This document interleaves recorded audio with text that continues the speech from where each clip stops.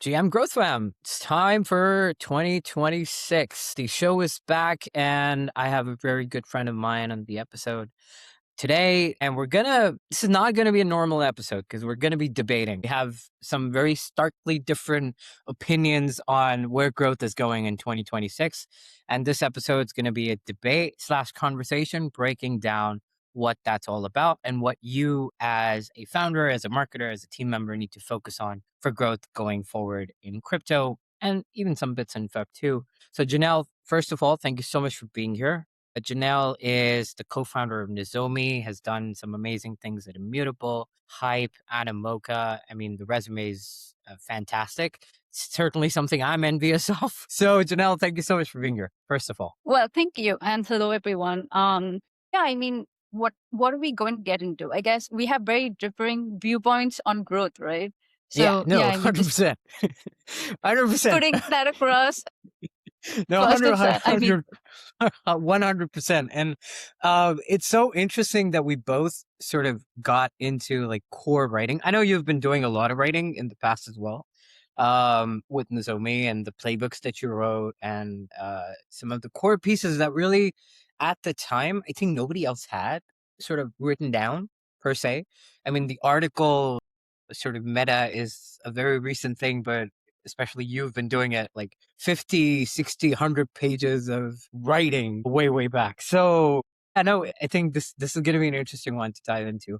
But let me start with this. So obviously working with Animoca, working with Hype, working at Nozomi, building out playbooks. Walk me through what some of those early experiences, the insights that you got, the firsthand experiences that you got that led you to building, let's say, your core vision or your principles towards growth the way they are today.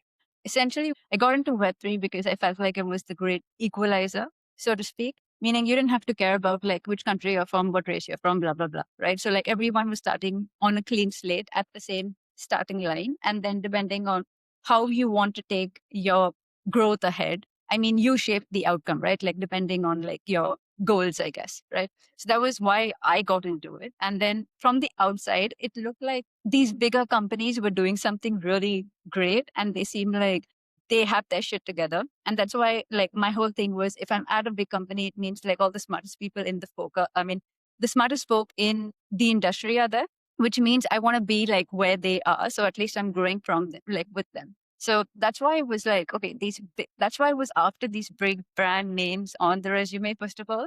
So that was my intention. My intention was all of these like gigabrain people are going to be in one room and then I get to be like part of that room and part of that journey. So that was what was exciting to me. So at Immutable, for example, I was at Gods Unchained. This is the game so before Immutable was Immutable or before it was an L2, they had a game. The game is what I was working on and we were doing growth for that game. And what we quickly realized is, well, two things. I don't know if I can actually say this, but there was zero retention because the game in itself had no loop such that the players were there for, how do I put this, for fun, but they were there for the incentives that the game was giving them, right?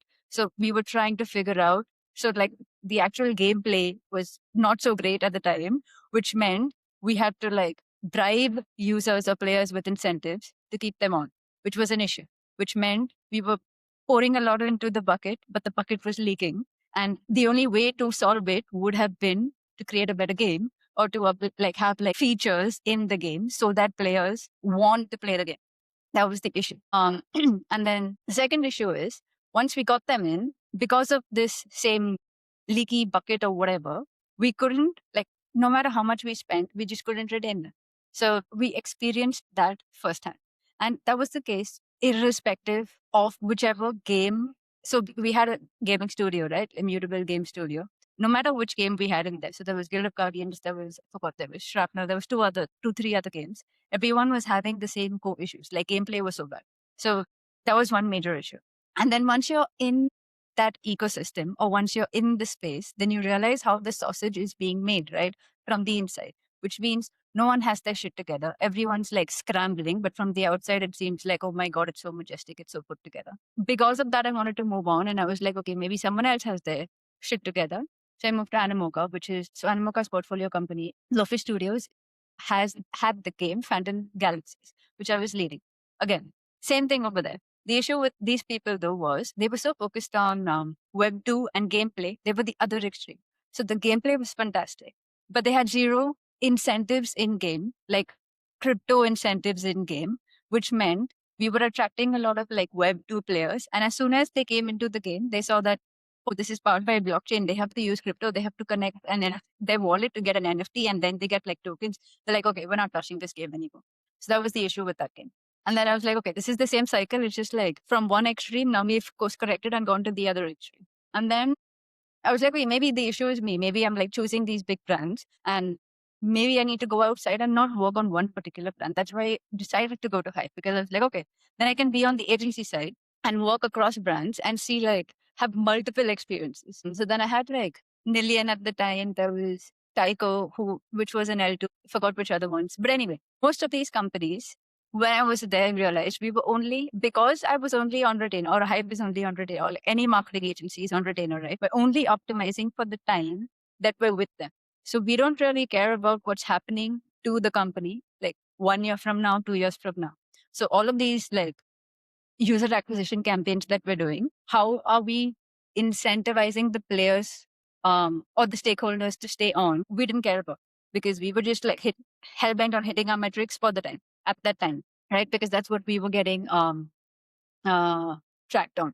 So yeah, so that was like, this is not going to solve anything because the incentives don't match right now. So it's like, okay, so the only way to get out of this or like to do anything is, one, understand human behavior, like what the customer life cycle is, and then match the ultimate customer life cycle to whatever you're building so that they want to stay in your ecosystem, and you give them tokens in appropriate amounts to the actions that they're taking that you want to incentivize, that you want to inculcate in your ecosystem.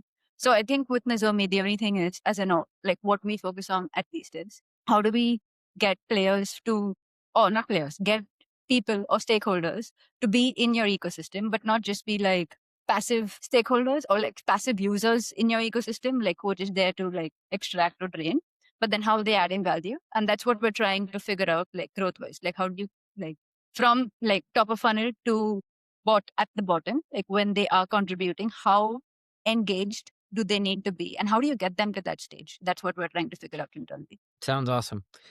I want to go back to something that I read within your. I think at this point, I won't call it an article. I'd actually call it a thesis, maybe even a sort of a researched essay that is also very practical. But to get into the practicality and the tactical pieces just a little bit, you talk about the whole thesis of first breaking down the history of, okay, how ICOs happen, how NFTs happen, what the growth playbooks were before. Now, I feel like we're at an injunction point where we really cannot use the old playbooks, but we don't really know what the new one is. Mostly we've assumed as an industry, I think on both sides, whether that's crypto or Web2 for that matter, I think both sides have assumed that something is fundamentally changing. Maybe it's going to be ChatGPT ads. Maybe it's going to be making your content team into a production house and essentially write like reality shows around your brand and your team and so on and so forth. So there are a couple of ways to look at it. From your perspective, you talk about an idea of power citizens within the work of a product perspective, both on the token side and, of course, the tech itself that any team within crypto is building. Talk to me a little bit about what that is and then how that's being implemented from your perspective, because you also talk about a few experiments that you want teams to run and experiment with. Yeah. So basically, what we're trying to test at Nozomi is, if there was, okay, so one, we believe that the Web 2 way of doing growth cannot work, like cannot be duplicated in Web 3, meaning in Web 2, you're optimizing for power users, meaning you just need to care about like one user, as in the user has one task. The user has the task of using your product every single day for the rest of their life or whatever their lifetime is, right? The product's lifetime is. In Web 3, you don't have one particular task. You are expected to do multiple roles for the ecosystem to thrive. So think about this in like another way, or a metaphor is, you as part of your ecosystem at home. So you not only are a son, for example, you're a sibling, also you will be, for example, a father, you will be a husband, you are also a working professional, right? If you optimize for only one aspect of your ecosystem, you're not going to be thriving in your ecosystem. So if you optimize for financial needs only, the other aspects, so you're going to spend like 20 hours a day working, which means you're going to be very rich, but then you have no time to spend with the people around you in your ecosystem. Or you won't have enough time for your physical health, or you won't have time for mental health because you're not sleeping and whatever else, right? So now take this example and put it in the power citizen model. Basically, what we're saying is, as a user, you're not going to be one specific type of person anymore because you're not just using the product. You're going to be advocating for the product. You're going to be engaging with other people in the ecosystem. In your ecosystem so that you grow the ecosystem. You're going to be an investor in that ecosystem because now you have ownership rights with tokens, which you previously did not have. So there are multiple roles that you as a person need to play. And that's what we're trying to say. So in the power citizen model, there's four types of stakeholders, but ultimately we want one person to maintain those four things that they do. So for example, the first behavior I would say is engaging. So think of these as your top of funnel people, which is like your yappers, your infofy, anyone who comes in from like any top of funnel activity that you do, any tag. So your KOLs, your infofy, anything, right? These people are engaging with your product in the sense like they are talking about your product. And that's why they get like whatever rewards they get. The next one is like to deepen their commitment to say, or like a commitment in your journey, your customer funnel would be they're using your product, right? And then the next thing is, or if they're not using, if there is no product, at least they're testing or giving feedback or whatever it is. And then the next thing is because they've tested and given feedback, now they can write about it better. So now they're actually contributing in the sense like they're teaching other people about your product.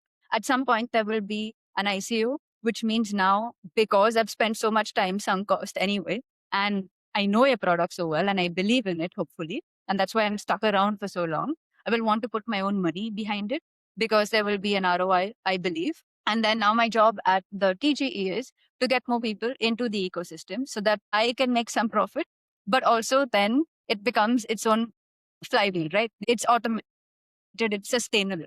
Because if I was only one person, if I was only an engager and I've left and I've not contributed or done anything else, the project, like whoever is doing this, has one wasted money anyway, wasted time, and what else? They've not retained that buyer. So what we're trying to do is instead of optimizing for one unique behavior, try to get them more engaged and into the funnel, into the customer journey, so that it becomes harder for them to leave. Because why would they leave then, right? They're getting money out of it. They more committed than ever because now they actually believe in the project. So yeah, it just becomes harder to leave. So instead of doing an example of this would be like take Michael Saylor, right? First he started talking about Bitcoin, then he started investing in Bitcoin, then he changed like policies, then he started like getting the US government to draw policies around Bitcoin also, and like other companies then to do the same things that he's doing, which means he wasn't just like an engager at some point. He wasn't only talking. He took on multiple roles, and those multiple roles then amplify. Meaning if I was only engaging, give it a 1 point, right? But if I am then doing multiple things, so I am contributing, I am also advocating for your project, I also become an investor in your project, then that multiplies. So like 1 + 1 + 1 + 1 doesn't become 4 at the end of it. It's like 16 at the end of it because you've optimized to such a level where this person now is critical. Think about back to web 2, right? When you have your power users, like one of them is equal to how many regular users? Like that is the same metric that we're trying to. I feel like to circle back for a minute, right? The thing that I'm curious about is what you're talking about is from almost like a life cycle of somebody that's, Mm. you know, associating with any project. And you're talking about, okay, we need to get them excited enough and need to get them invested enough to turn them into a power user. And that power user ultimately, the three functions that they perform is one, they're engaging with the product, two, they're advocating for the product, and three, they're investing in the product, right? Mhm. And that investment vehicle is essentially the token. Now, my question on that, and also something that some of the people within your Notion doc also alluded to, is token itself is also sort of like a product on its own, right? Mhm. And the way it's been leveraged, which you also try to argue is really not the right way to do it, but really that's the way that it's been leveraged is as a distribution mechanism where you are trying to get people excited about it, engaged in it, advocating Mhm. for it, and investing in it, right? So all of the pieces that were supposed to be done with an actual product are happening with the token being the product. And you also talked about how sort of the token sometimes is preceding the actual product itself. Yep. Hence, the way we need to build the playbook is completely different. My question on that is, let's say all of that is amazing, but when you talk about the life cycle, you're also trying to understand for the power user what really is the incentive that makes them do so. Mhm. And then we go back to, okay, the incentive for them to do so is they get ownership, and that ownership is being derived from the token. But 9 times out of 10 people who love a project don't love it for the project, they love it for the token. So we're sort of in a Mhm. chicken and an egg situation that we haven't been able to solve. I think you wrote about this piece and you have a possible solution to that. So what is that? Basically, what we're saying is if you treat, okay, so the token becomes a vehicle to curate behavior. So essentially, you are incentivizing the behavior you want in your ecosystem by giving them tokens. And then the deeper they get into the 4 ways to contribute in your ecosystem, the more token compensation they should receive. And what should, okay, so essentially, we start off with very low intrinsic motivation because it's all externally motivated by the token, right? But by doing that and by doing so, what we're hoping or like what we've seen like from like Web 2 anyway is the more attached you are or the longer you are with a particular project or particular app, for example, or product, the more friction there is to leave that product or that ecosystem, right? So we're hoping that, and then also you take on values, right? So if you're embedded in the Apple ecosystem, it's going to be very hard for you to move over to what's the other one? Android, right? So in a similar way, you adopt the value set of that particular ecosystem that you're using while you're on the journey. And so by the end of it, by TGE is what we're hoping is you have adopted that mindset and that belief system and you believe in it so much that we don't need to pay you anymore. As in like your behavior doesn't need to be shaped by external motivation anymore. You are intrinsically motivated to keep holding on because you believe that the token at this point is the lowest it will be, meaning there is so much upside still because other people haven't figured out what you figured out. Yeah, no, that makes sense. And I think that's where some of my thesis also plays into this is I have two concepts that I very vocally talk about. One is sort of the habitual gamification of products, more from a it has a web 2 lens, and that's where we really differ. My thesis is that we're going to become way more like web 2 than rather than, sort of having the crypto principles drive the way we market, because I feel like we've reached sort of like the marginal utility of how much can you incentivize with the token and how many times somebody is willing to be burnt by the same Mhm. mechanism. Because really, the burning is sort of happening publicly rather than it being intrinsic. Sort of everybody knows I'm going to lose money. The upside potential really, the odds are unfair and sort of in everybody's psyche that they are unfair. But so my thesis is that you talk about this sort of the advocacy piece and people using the product. My practical analysis of that is if we go back to the Web 2 roots, you spoke about Apple from an ecosystem perspective. I talk about product examples like Airbnb, Duolingo, Mhm. Strava, all of these apps that really the incentive mechanism is nothing but the product itself, right? Because the product's Yep. so good that people want to keep using it. And habitual gamification is essentially the process by which you're making people love the product. Yeah. But where we differ is you call people sort of power users. I call them in a very sort of draconian way a hostage. So if you look at the companies that make the most amount of money in the world, what I like to say is they don't have users, they have hostages. And this is a partner from the A16Z fund who sort of built this or said this in a podcast. I sort of picked it up and I looked into it, and yeah, it makes a lot of sense, right? Because you're talking about loving the product, but you're also talking about the switching cost that comes with it. Mhm. Within crypto, we know firsthand that most capital that comes into any project is mercenary capital, which essentially switches on a dime based on how the incentive structures Incentives. change. And because the product is not preceding the TGE a lot of times, or really a fully finalized sort of Mm-hmm. ready product isn't Workable. preceding. Yeah.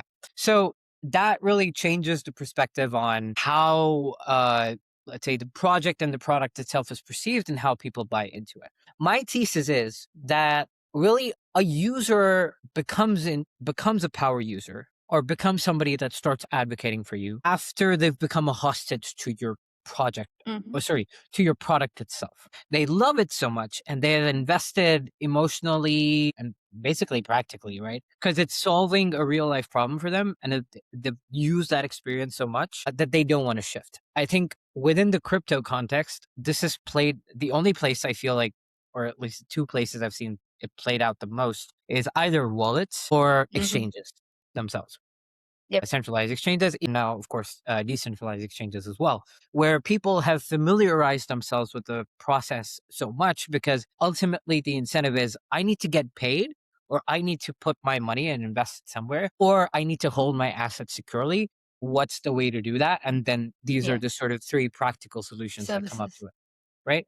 And that's the reason why a lot of people are talking about, okay, we need yield bearing stable coins, and we also need mechanisms that make it really, really easy for somebody to have another incentive or another level added to the gamification of using a product to really continue to do that. And that's where Polymarket and Kelsey have done Yep. extremely well, is because they've essentially played into this. Now, what I do want to ask you is when you're looking at making somebody love the product, right? Making somebody invested in the product itself, not the token, not the company, not the project. When they're when you're purely talking from a product-led growth perspective within the crypto context, how do you feel that's playing out at the moment? There is no product, right? The only thing, so think about it from like even in Web 2, when you're doing like a seed round, there is no product, there is no MVP. So what are they buying? They're buying the vision. So even over here, they're not buying the actual product because the product will be live like, I don't know, 10 years later, or whatever it is, right? Like, like Ethereum is not like fully functional yet, whatever, whenever it's ready, like 20 years later. So there is no product. They're buying the vision. That's what we're trying to get them embedded in this internal ecosystem to say, this is what I fundamentally believe. And because once they have that belief system set, there is no way that it's not going to be so easy to knock them over with a competitor or with like anyone else coming and saying, oh, I have these many more, I'll double your incentives. But if they fundamentally believe that this is like a philosophy or way of life, that is what each ecosystem or like each project needs to try and do, like sell them a vision. That's what you sell VCs, right? That's how you raise your seed round anyway.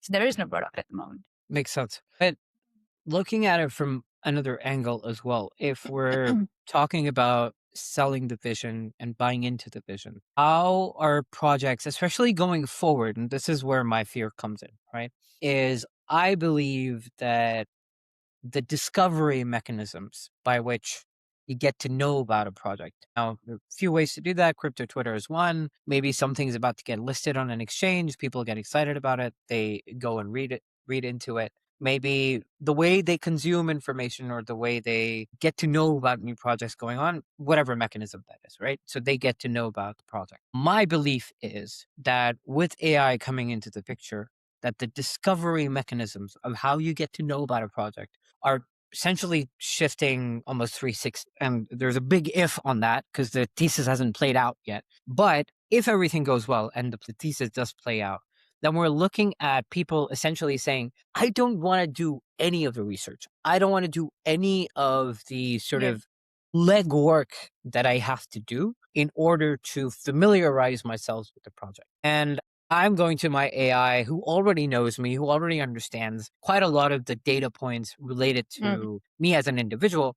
And I'm saying, hey, go find me 10 projects that people have not invested a lot in. And then, let's get into it. Let's put my money where my mouth is. And because of the discovery shift, and I feel like this is, of course, playing out at the search level, but it's also playing out at the social media level as well, because we've seen this play out where we're shifting from, okay, everything being social, everything being interest driven and group driven and community driven. For crypto to survive and to acquire new people into the community, discovery is a huge piece of that. And we know for a fact that AI is going to disrupt that. Within your own thesis, looking at it from that lens, how are you seeing this shift play out? What do you feel like projects need to do or need to start thinking about in order to be ready for this shift to happen? It's an interesting question. Honestly, I hadn't thought about this one specifically, but the way I'm thinking about it personally is regular people's behavior will not change as much in the sense because we are like the 0.01% who knows what's happening with the agentic world and whatever, we believe this is what's going to happen. For this to reach regular people, like for search to fundamentally change, I don't think that's happening in the next few years at least, right? And so I don't see this happening like overnight, for example. So I don't think that like there is like doom and gloom or whatever right now at least.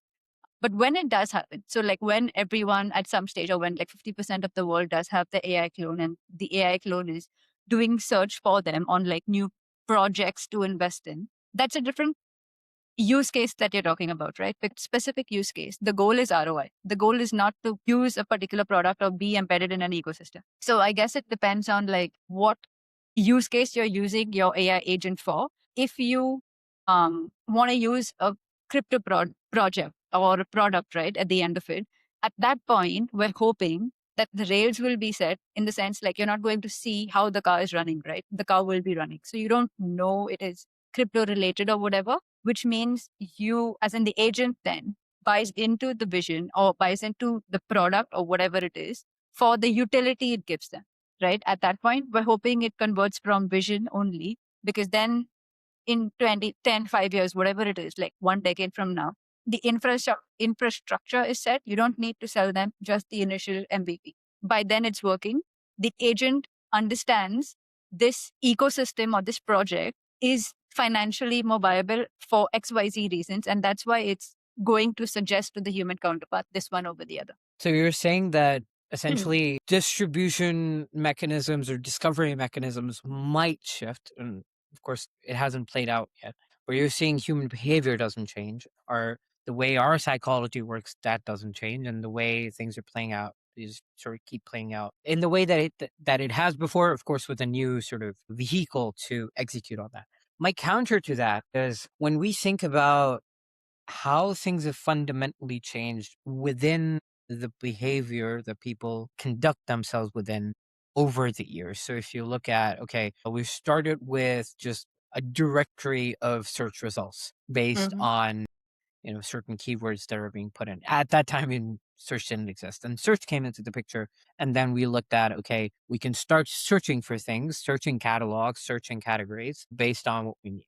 That turned into slightly more modified search, and of course, social media coming into the picture that started to affect how people were behaving. My thesis is that with AI coming into the picture, we've essentially gone from keyword based searching or things that might pop up in front of me, whether that's on social media, whether that's in friend groups, whether that is on Google, for example. The way things used to be discovered before is going to change. Let's say is that maybe at the precipice of changing, because now I really don't need to do the legwork of, let's take a very sort of simple example. If I need to get a crypto wallet to hold or let's say buy some Ethereum and I need to hold it, right? Now, my profile is I like very, very simple experiences that are not really complicated. And I need a simple way to buy and a simple way to sell and a simple way to hold, right? Which is fairly secure.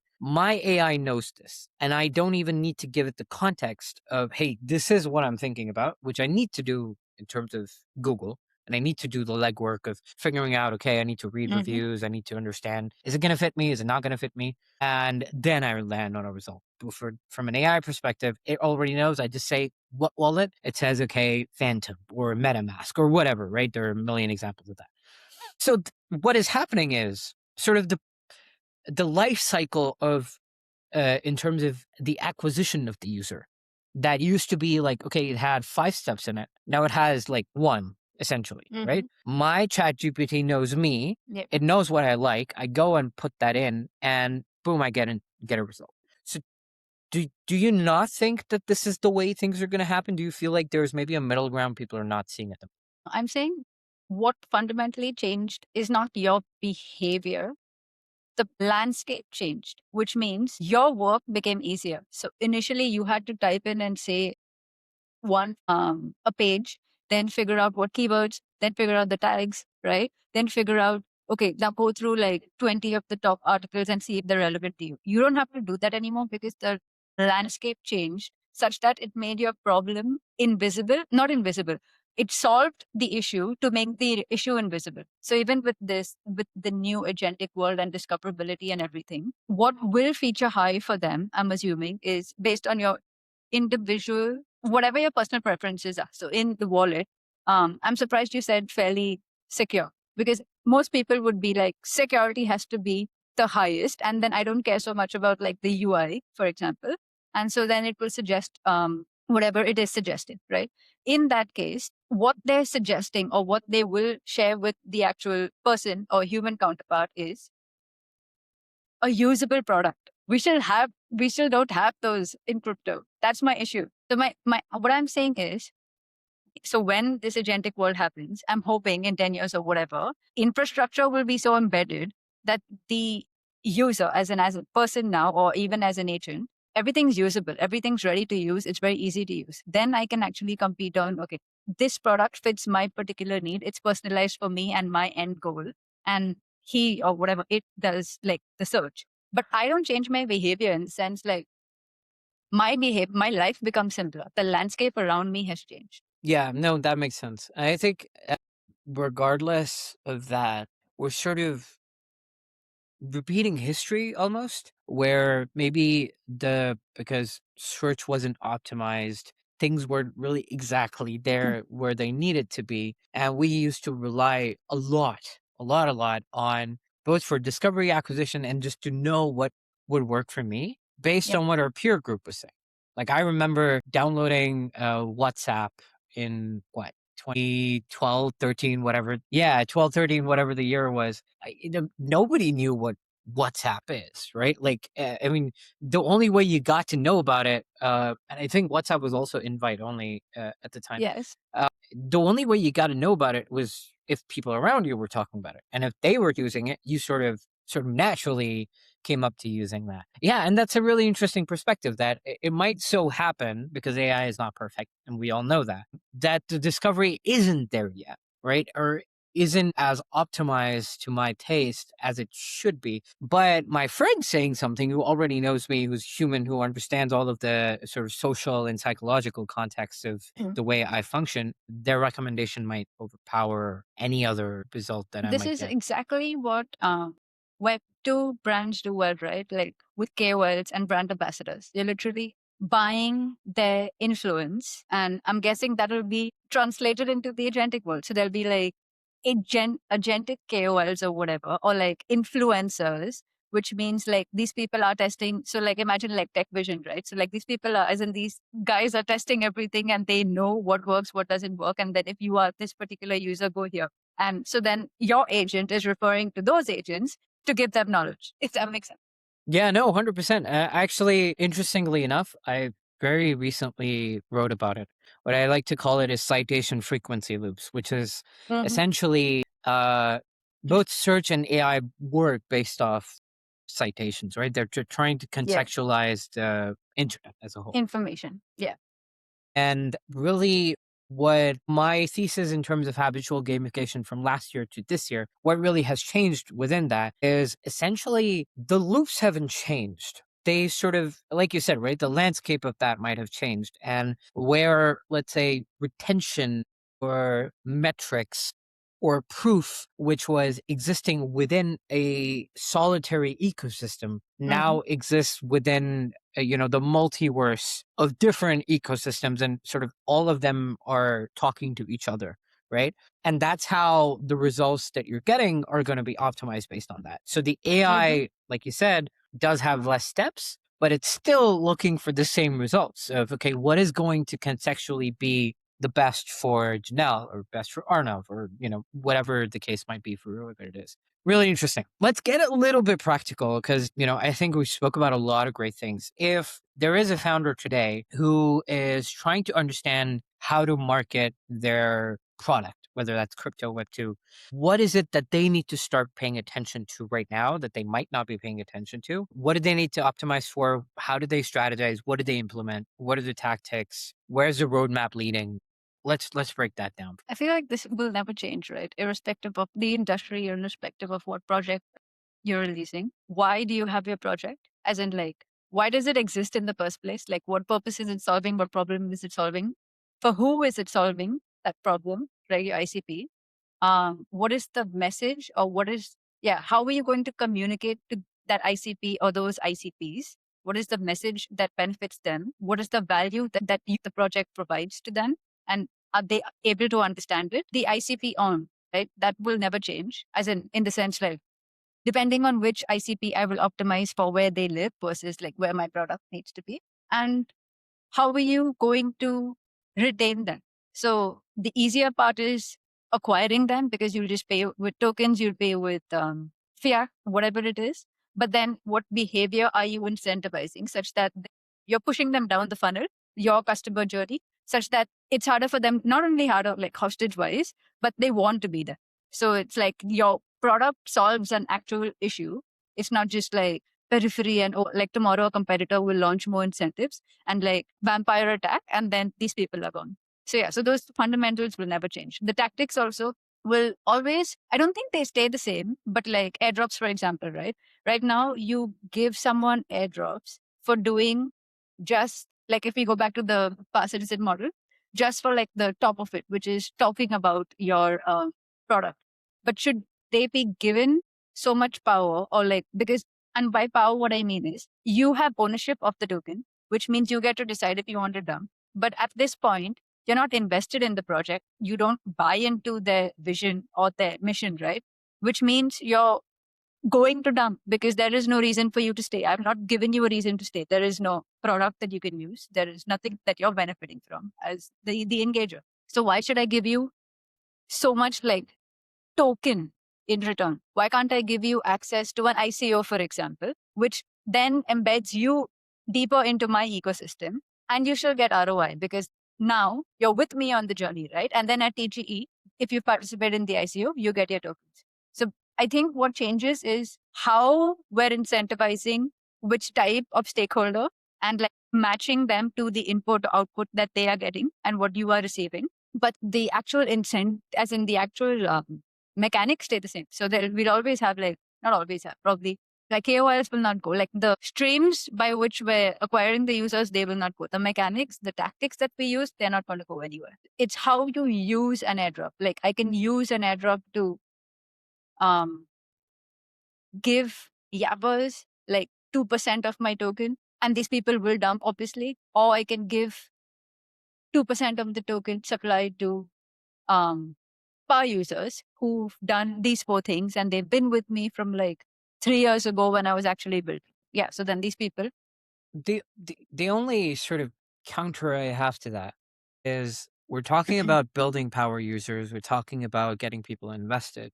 A lot of the times, like we said in this, discussion as well, is sometimes there isn't a product. They're buying into the vision. Sometimes there is a product, but really isn't ready yet for people to largely use and get invested in. So we circle back to the sort of point of, okay, yes, we can do airdrops. Yes, we can, get KOLs excited about it.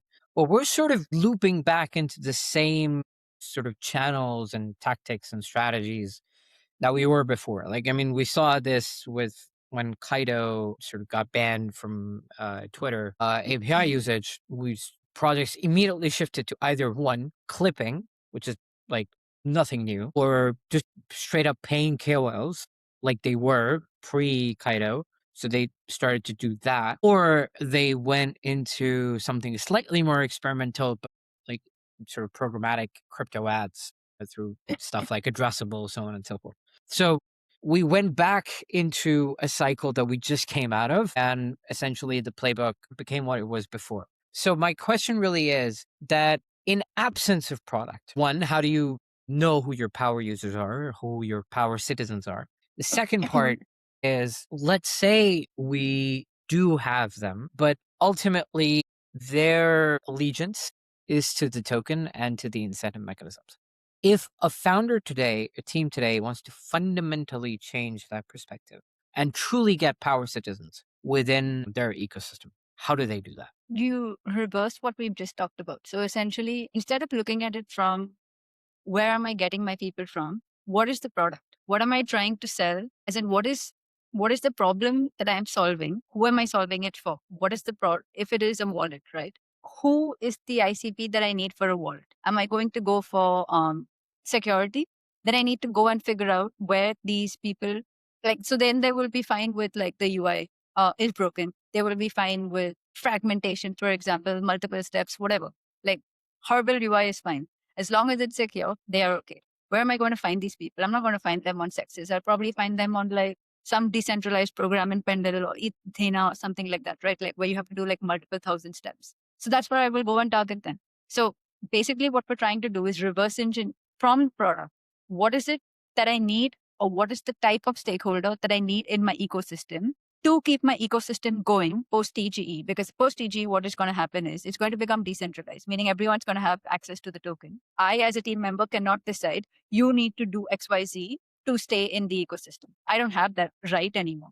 So how do I inculcate behavior, and who is part of, no, how do I say this? Have I chosen the right people, first of all?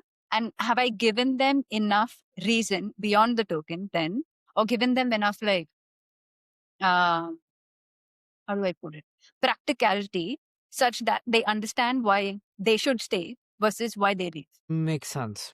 So you're saying that essentially you're going into two directions. One is you're trying to target the right people that are going to be okay with the way your project is today, right? Not, Basically, the trade offs. They yeah, understand the trade offs because, yeah, yeah, exactly, the right? end goal is XYZ. And right now it's not there. They understand that. But because like security is high on the list of behaviors, they are okay with it.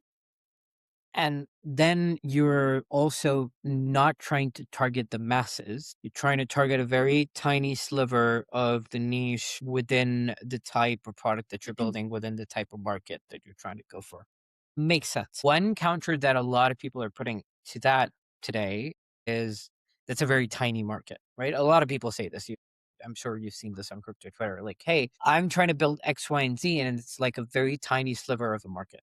And this is what also sort of, if you look at from an infrastructure level, that's what VCs are concerned about. That's what people, the general retail audience that doesn't understand the complexities of a project, but they want to put money behind the project. Someone. Right. So even they're concerned about that. So what do you say to that piece?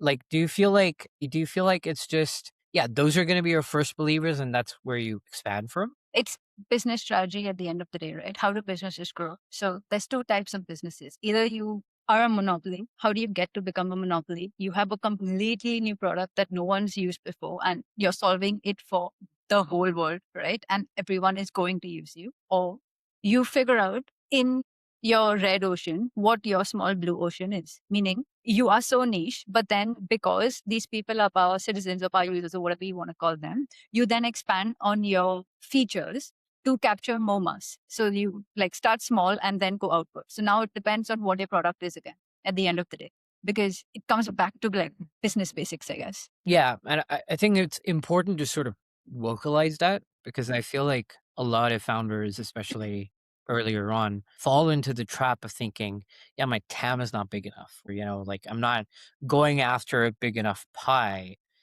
in terms of what I'm trying to build, especially now with, bigger institutions coming into the play. There are a lot many eyeballs on crypto now than they were ever before, right? And people have a lot better understanding of how crypto functions than, maybe let's say back in 2018.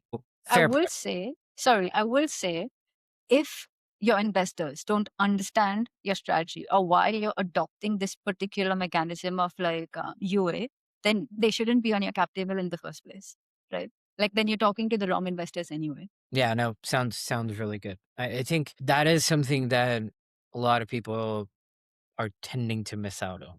Okay, to wrap it up, in our own individual thesis of how we're looking at things are going to play out, I think we can both agree that user behavior isn't changing much, and that is regardless of Web 2 or Web 3. We also understand that we're looking at things in a world where agentic systems or AI might change discovery, but really the incentives that people are driven by still remain the same.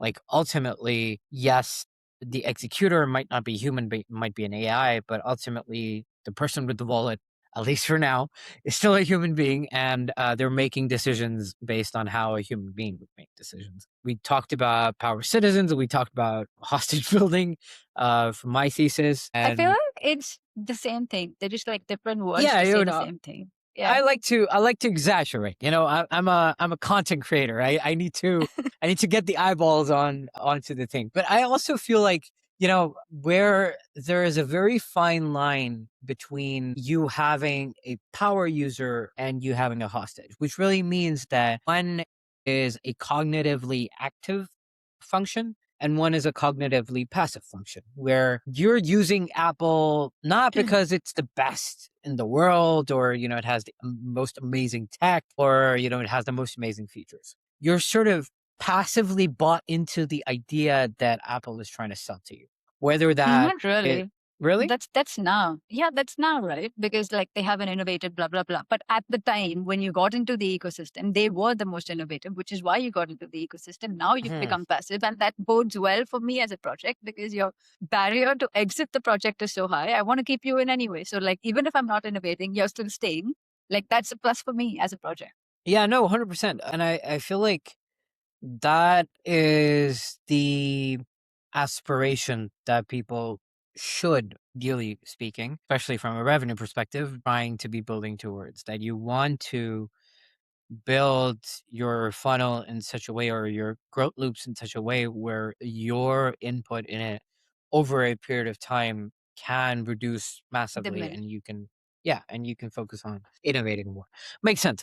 Okay, before we wrap up, what are some of the final thoughts that we want to let founders and marketing teams take away from this podcast from your angle? I think the fundamentals will never change, which is why are you building something in the first place? Do you even have like an actual product that is beneficial to someone and will that someone pay for your product? Like that will never change. If you don't have those things, like don't build, you're wasting time. If you do have a good product and you want to start your growth journey, what you should think about is who exactly you're solving this problem for before you actually go and make more features because they are the first people who will tell you how to solve their problem for them. So you speak to the right niche of product testers or whoever it is, like what's based on your persona, and build features that actually that they actually want versus like going into some other tangent and because this thing looks good or like VCs told me. And then figure out once you have them with feedback and everything, what are the new clones? Essentially, like how can you have like 100x of these people in your ecosystem? Where do they reside? What channels will they potentially be on? Not novel, it's not new. You just need to think, I guess, before you act in this space, which people end up doing the reverse, right? They act first, which is, I have a marketing budget, and then I have like, I need to do KOLs, I need to do an airdrop, blah, blah, blah. Feel like we need to like stop there, think about why you're doing what you're doing, and then deploy your money. Yeah, no, I couldn't agree more to it. I think the only thing I'd probably add to that is there will always be a new way to grow. Like I feel like that's also a thesis that we've seen play out over and over and over again. That there's always going to be a new meta. There's always going to be a new growth tactic. But and I think this is where we both agree within this little debate that we've had is ultimately if your fundamentals are not sorted and you really don't understand why you're building this, who you're building this for, and if you don't know how to communicate that to your audience, wherever they may be, yeah, you're not going to survive. No matter how many growth Yeah. tactics you have, no Yeah. matter how much money you throw at the problem. Yeah. Amazing. Janelle, I think this has been enlightening at the least and exciting at the most. Loved debating, and I think, really, I think it wasn't a debate as much as we would probably As we think of expected. Yeah. as we expected. I think, yeah, we're pretty much agreeing to the same fundamentals of, okay, this is how you can think about the same problem. Of course, there's a few ways to do that, but ultimately that's the core you're trying to hit on. And yeah, there are ways to do that. I think you should talk to Janelle, you should talk to me, you should talk to a lot of other people within our network, and Nozomi as well, and yeah, get an understanding of what direction you should take. But Janelle, thank you so much for doing this. This is awesome. Thank you so much. I will see you in the next one. 10. See you all in the next episode. GM and bye bye. Bye bye.